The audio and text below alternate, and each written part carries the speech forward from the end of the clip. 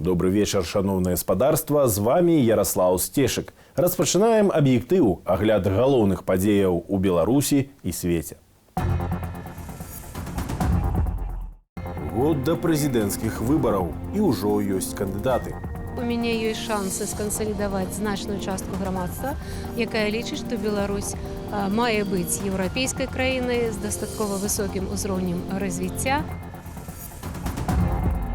Китай будует стадионы у Менску на эксклюзивных правах. Таким образом, он как бы показывает свое влияние в этом регионе. Так было, например, в Африке, где они тоже строили стадионы. Крокодила и кобру выселили с Курасоушщины. У нас все животные, которые млекопитающие птицы, они смертники в природе. По разным причинам попадают в наш зоопарк. Усяго праз 4 гады у Менску мусіць з'явіцца новы нацыянальны футбольны стадыён і басейн з кітайскім каларытам, ды нібыта бескаштоўна. Заплаціць мае Пекін і будаваць будуць кітайцы. Паводле Александра Лукашэнкі на найвышэйшым узроўні міжнародных стандартаў. Чаго чакаць беларусам, высвятляў Віталь Бабін. Беспрэцэдэнтным прыкладам сяброўства паміж Кітаем і Беларуссю Лукашенко назваў будоўлю 2 новых аб'ектаў у Менску – нацыянальнага футбольнага стадыёну і басейну міжнароднага стандарту. Праект сёння абмеркавалі падчас адмысловай нарады ў кіраўніка краіны. Я прасіў падрыхтаваць праекты указаў з упорам на гэта, каб мы, атрымаўшы бясплатныя грошы, не валакіцілі кітайцаў. Гэта яны будуць будаваць гэты аб'ект. Вядома, з нашых матэрыялаў нашы людзі будуць там працаваць у асноўным, але каб у кітайцаў не было скаргаў, што ў нас там нейкія незразумелыя стандарты, якія засталіся, напэўна, не тое, што з савецкіх часоў. Да рэвалюцыі яшчэ паводле некаторых з іх будавалі.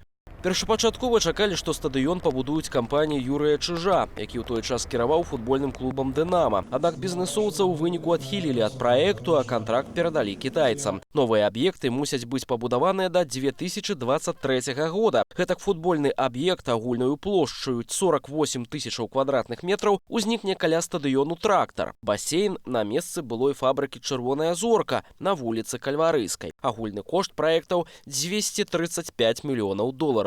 Обычно Китай таким образом действует в других странах. Таким образом он как бы показывает свое влияние в этом регионе. Так было, например, в Африке, где они тоже строили стадионы футбольные. Вот, и тоже на безвозмездной основе. Сёлета ў красавіку амбасадар Беларусі ў Кітаі Кірыл Руды паведамляў, што Паднябесная плануе перайсці ад крэдытавання нашай краіны да наўпроставых інвестыцыяў. Аднак пакуль доля кітайскіх інвестыцыяў у Беларусь невялікая. Летась яна склала ўсяго крыху больш за 3%. Минску, конечно, хотелось бы больше перейти на прямые инвестиции, но, видимо, что-то Китай не устраивает в этих отношениях, поэтому до сих пор такая парадигма, скажем так, отношений. На сёння мы вінныя Кітаю больш за 3 мільярды долараў. За гэтыя пазыкі электрафікавалі чыгунку, часткова прафінансавалі завод «Белджы». А бадай самая галоўная будоўля індустрыйнага парку «Вялікі камень». А што б хацелі бачыць за кітайскія інвестыцыі беларусы?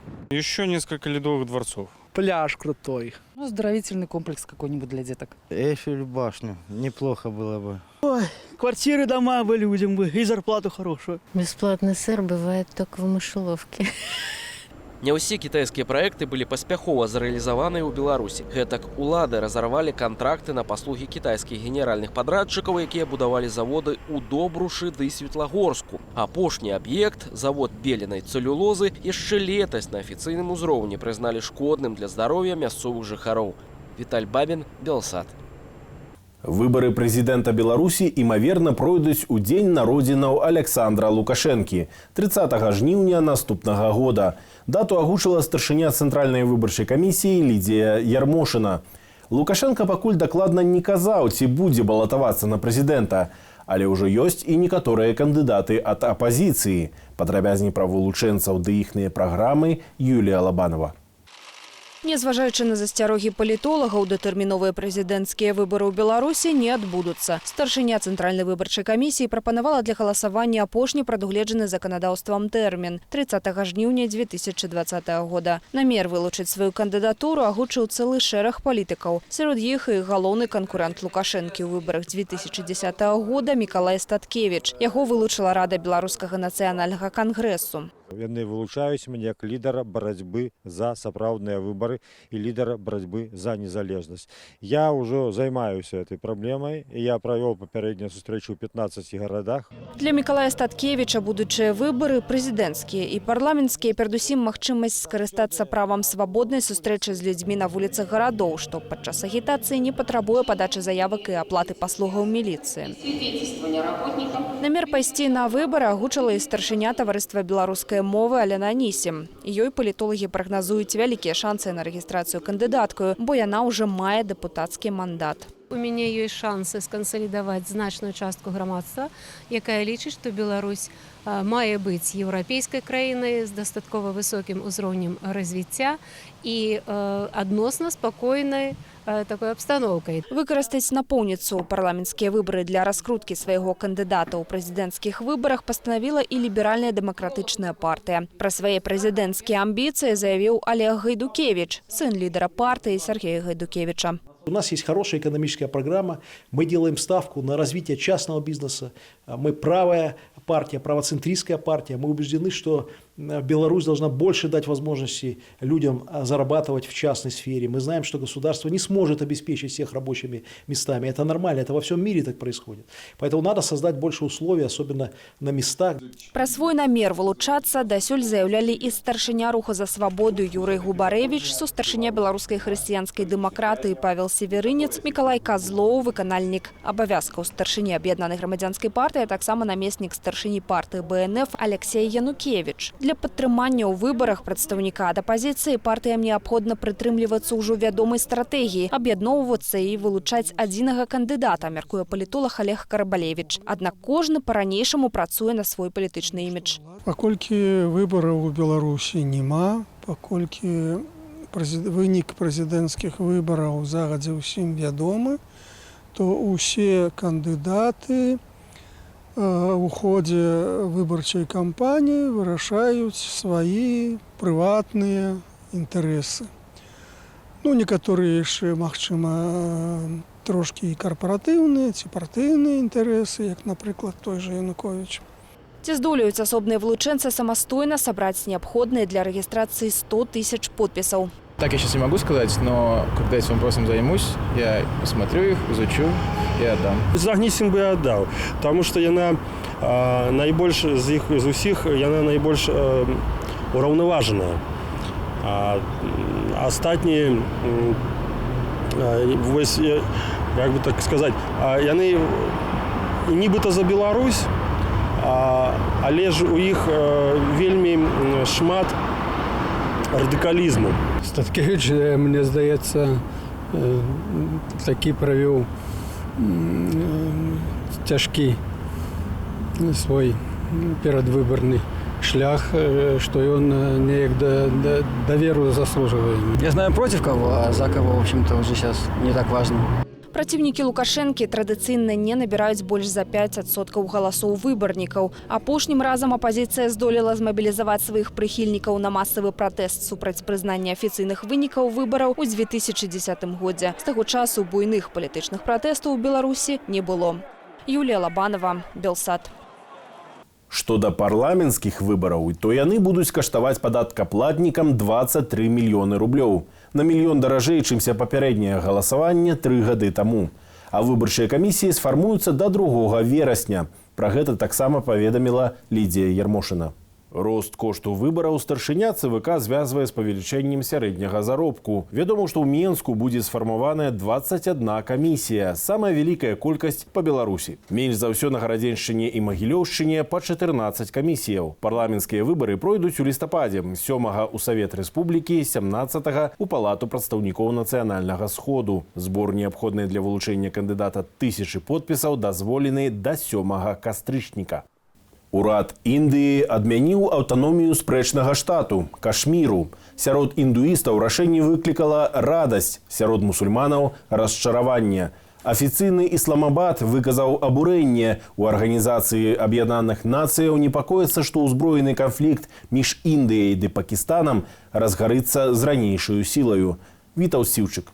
Дзясяткі тысячаў вайскоўцаў на вуліцах, адключаная тэлефонная сувязь, абмежаваны інтэрнэт, забарона збірацца ў групы больш за 4 чалавекі. Мясцовыя палітычныя лідары пад хатнім арыштам. Гэта не тая Індыя, у якую я веру. Моя Індыя – гэта дэмакратычная Індыя, светская Індыя для ўсіх, незалежна ад рэлігіі ды рэгіёну. Каб не дапусціць закалотаў, у індыйскай частцы Кашміру ўвялі адмысловае становішча, бо напярэдадні ўрад краіны скасаваў спецыяльны статус рэгіёну. Я перакананы, што мы ані секунды не павінны чакаць скасавання 370-га артыкулу Канстытуцыі. Сёння кіроўная партыя забіла Канстытуцыю і дэмакратыю. Кашмір – гэта спрэчны рэгіён на стыку Індыі, Пакістану і Кітаю. Краіны тут раздзяляюцца нават не межамі, а лініямі размежавання, устаноўленымі падчас збройных канфліктаў, што з рознай інтэнсіўнасцю вядуцца тут з 1947 года. Да ўчора індыйская частка рэгіёну, пераважна населеная мусульманамі ў выглядзе штату Джаму і Кашмір, была унікальным рэгіёнам Індыі, са сваім урадам, канстытуцыяй, сцягам і забаронаю набываць зямлю ўсім, акрамя кашмірцаў. Навіна пра тое, што кіроўная індуісцкая нацыяналістычная партыя Бхаратыя Джаната выканала сваё абяцанне пра інтэграцыю Кашміру і Джаму, выклікала радасць у мясцовых індусаў. Гэта поўная свабода, якую мы нарэшце атрымалі пасля 1947 года. Будучыя пакаленні будуць памятаць гэта цягам наступных 100-200 гадоў. А вось мусульмане, якія складаюць большасць у штаце, маюць зусім супрацьлеглыя пачуцці. Кашмір вядомы сваёй адметнай ідэнтычнасцю, якую ён меў дзякуючы 370-му артыкулу. Гэта несправядліва, што яго прыбралі. Куды больш рэзкія заявы гучаць з суседняга Пакістану. Надышоў час, каб свет зразумеў усю сер'ёзнасць сітуацыі, каб свет зразумеў, што гэта таксама справа Пакістану. Індыя не можа нічога пастанаўляць без Пакістану. Кіраўнік адной з пакістанскіх частак Кашміру ўвогуле прыгразіў Індыі урэгуляваннем старых рахункаў за мінулыя войны. Іншала, мы зробім могілкі для індыйскіх жаўнераў. Іншала, мы іх зробім у Кашміры. Сваю заклапочанасць сітуацыі выказалі ў Арганізацыі Аб'яднаных Нацыяў. За апошнія некалькі дзён група вайсковых назіральнікаў ОАН у Індыі ды Пакістане аднатавала ды паведаміла пра павелічэнне вайсковай актыўнасці вакол лініі размежавання. ОАН заклікала абедзве дзяржавы да стрыманасці. І Індыя, і Пакістан валодаюць ядравай зброяй. Вітаў Сіўчык, Белсат. Увага, аўтаўладальнікі! Ад заўтрашняга дня дарожныя інспектары па ўсёй Беларусі будуць шукаць тых, хто не прайшоў тэхнічнага агляду сваёй машыны. Прафілактычная захада пад назваю «Дзяржтэхагляд» працягнецца да суботы 17 жніўня. Сёлета Дзяржаўтаінспекцыя выявіла амаль 200 тысяч аўтаў без тэхагляду. З іх больш за 75 тысячаў паўторна. Адзначаюць, што праз тэхнічныя непаладкі адбыліся 8 дарожна-транспартавых здарэнняў, у якіх загінулі 3 чалавекі і яшчэ 27 пацярпелі. Максімальны штраф за кіраванне аўтам без тэхагляду – 76 рублёў, а пры паўторным выездзе на дарогу без неабходных дакументаў – 127 рублёў максімум. Калі не можаш вылечыць, гэта не значыць, што не можаш дапамагчы. Згодна з гэтым прынцыпам Вольга Александр ужо 3 гады дапамагае цяжкахворым дзецям. Беларуска жыве ў Бельгіі, але прывозіць у беларускі дзіцячы хоспіс у Бараўлянах адмысловую парфуму. Марына Вашкевіч распавядзе падрабязнасці. Адчуць сябе ў лесе ці на полі, або ў далёкай краіне, калі насамрэч ты не можаш выйсці са сценаў больніцы. Беларуска Вольга Александр, адмыслоўца ў галіне альфактарнай, то бок пабудаванай на водарах, тэрапіі ды нейрапсіхадыягностыкі, дапамагае хворым дзецям перанесціся ў думках туды, куды хочацца, дзякуючы пахам. Были пожелания новых кроссовок с прогулкой в лесу, были пожелания футбольное поле, было пожелание цветочной поляны, секретной цветочной поляны в лесу, прогулка по облакам в шелковом платье, чтобы ветер обнимал ее тело. И самое такое интересное это было, я хотела, значит, Катюша нам сказала, я хочу, чтобы божьей коровкой кружились над моей головой, и синие бабочки садились мне в ручки. Вольга жыве ў Брусэлі, з пацыентамі часта працуе праз скайп. Але ў Беларусі бывае, што некалькі месяцаў. Днямі яна перадала беларускаму дзіцячаму хоспісу дыфузар з адмыслова створаным радасным пахам. Ноты язмену і зялёныя гарбаты маскіруюць шпітальныя пахі, бадзёраць ды паляпшаюць настрой. Але часцей Вольга працуе з індывідуальнымі запытамі. Альфактарная тэрапія пабудаваная на персанальным успрыняцці пахаў. Тады як больш вядомая ароматэрапія выкарыстоўвае хімічныя ўласцівасці пахаў. Дабрачынны праект у дапамогі дзецям пад назваю «Парфума анёла» яна пачала 3 гады таму. У ім удзельнічалі 7 парфюмераў, 45 студэнтаў Вольгі, ды стваральнікі пачатковых эсэнцыяў. Пацыентамі былі 25 беларускіх дзетак. У тым ліку Рома. Пасля перасадкі коснага мозгу ён не мог рухацца, але вельмі хацеў пабачыць свет. На неделю, когда Рома нюхал аромат Японии, он стал такой невероятно сконцентрированный, повысилась успеваемость. На все недели ничего ниже 9 не было. И даже его любимые игры он выигрывал с легкостью. Пах трапічнага лесу з квітучымі бананавымі дрэвамі прабуджаў у Ромы апетыт. А пах Японіі рабіў хлопчыка працавітым і засяроджаным. 3 девчонки, они создали 3 альфакторных путешествия.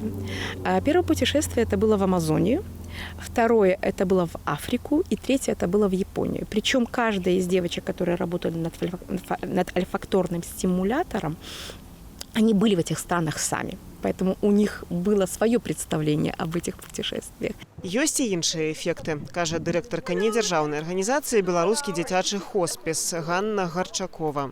Больные дети, они по-своему реагируют на запахи, да. Эти запахи, которые нравятся нам, не нравятся детям. От какого-то запаха он лучше спал, от какого-то у него повышался аппетит, какой-то просто давал ему хорошее настроение. Пра досвед, атрыманы за час працы праекту, Вольга Александр распавядае студэнтам вышэйшай школы парфюмерыі ў Парыжы. Там яна вядзе курс пра тэрапеўтычнае ўздзеянне водараў, у якім сумневаў не мае. Он очень реактивный и пахучий. Марина Вашкевич, Белсад. Меньш за год засталося да адкрыцця станцыі метро «Юбілейная плошча» ў Менску. Яна стане канцавой станцыяй новай 3-й лініі менскага метрапалітэну.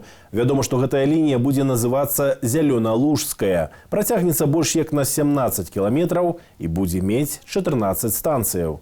Як будуюць юбілейную плошчу, глядзіце без каментара.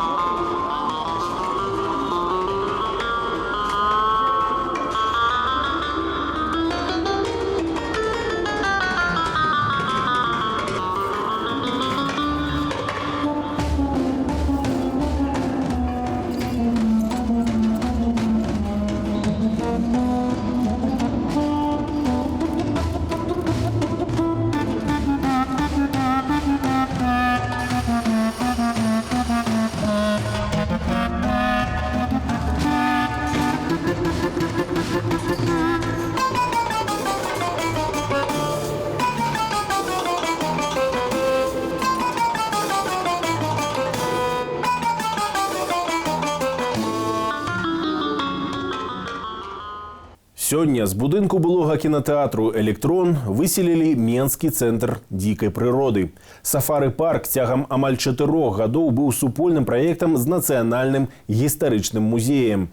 Пра лёс змеяў, птушак і звяроў з Курасоўшчыны распавядзе Наста Каханович. А это вот кобра. Кобра обитает в Юго-Восточной Азии. Она покормленная, спокойная. Ей уже порядка 15 лет.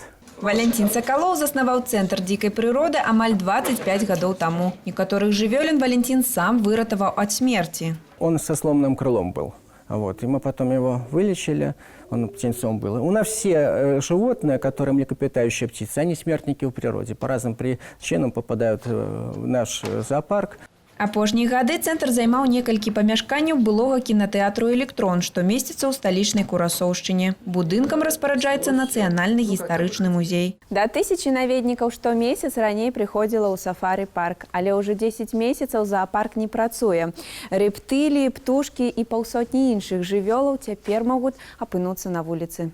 Апошнія 2 гады ў Валентина Сакалова, дырэктара зоапарку, была падпісаная дамова аб супрацы з гістарычным музеем. Але 10 месяцаў таму дамова скончылася. Новы кіраўнік музею яе не працягнуў. Вход платный был, но всеми вопросами финансами распоряжался непосредственно Национальный музей. Просто нашу долю по договору нам перечисляли на наш счет. 35% было музею, 65% нам.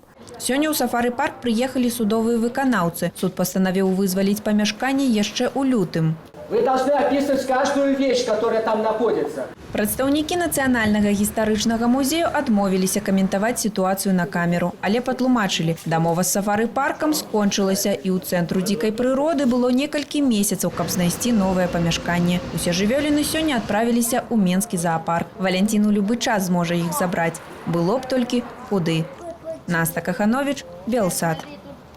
На гэтым пакуль усе навіны. З вами быў Ярослаў Сцешык. Да пабачэння.